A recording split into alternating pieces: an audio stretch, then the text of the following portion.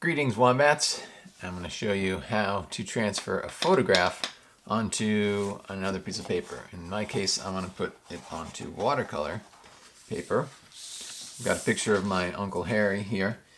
And what I'm going to do is transform this into a watercolor. But it's an old photo, a prized family heirloom, so I can't really be tracing pencil on it.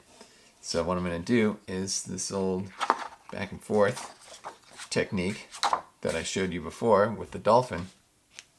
So step one is that I have to think about my final product, my page here, and figure out where I want it to be. This photograph is actually a little off center. There's more space on this side than that side. I'd rather it be, and especially with him looking this way, if anything, I'd want more room on this side of his face than the back side. So what I really want is to position it about here.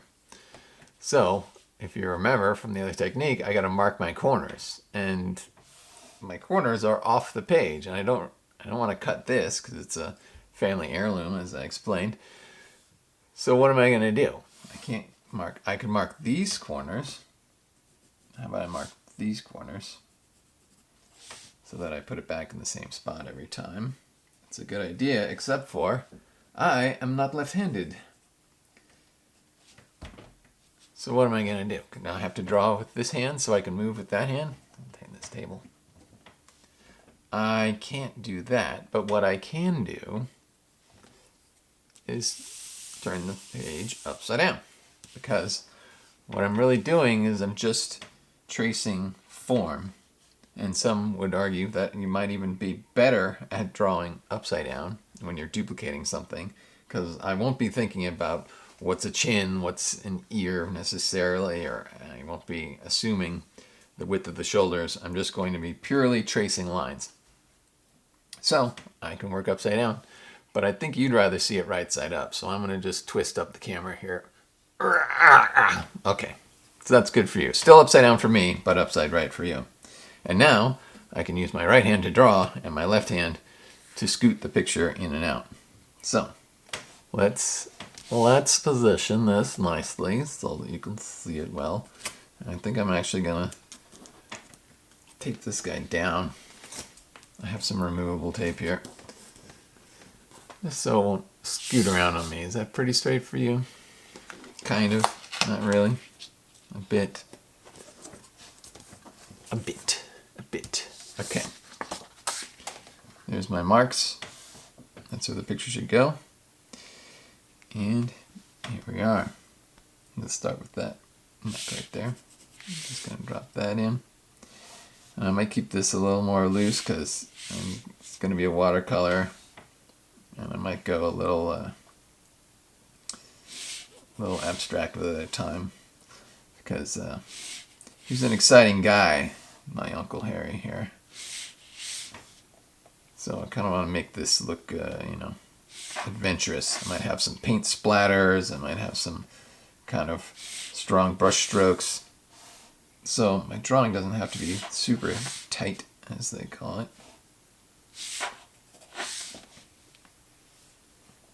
Just should be reasonably accurate.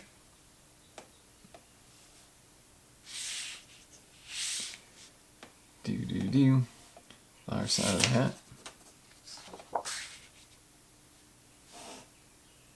Sit down.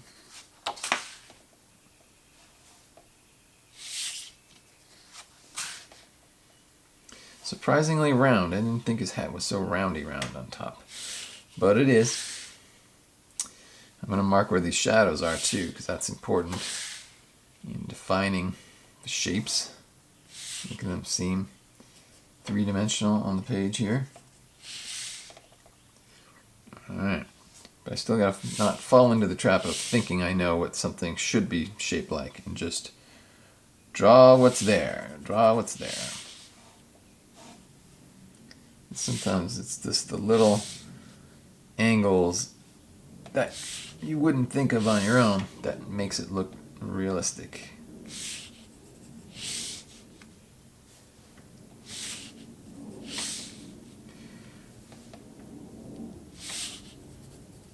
Alright, let's go into fast motion. Bloop.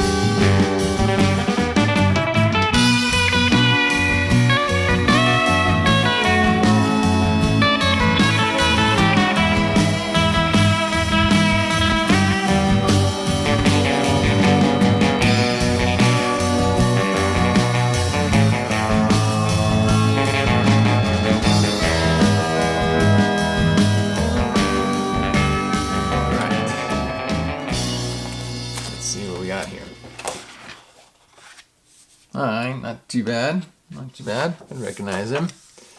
Alright, so you'll notice I did a lot of tracing of shadows because that's important for when I do watercolor. Because basically that's what I'll be drawing is a bunch of shadows. So, doop doop doop, more or less everything seems to be there. Some little details are just going to be too hard to cover. But yeah, we'll see. Maybe we should go on to the painting now.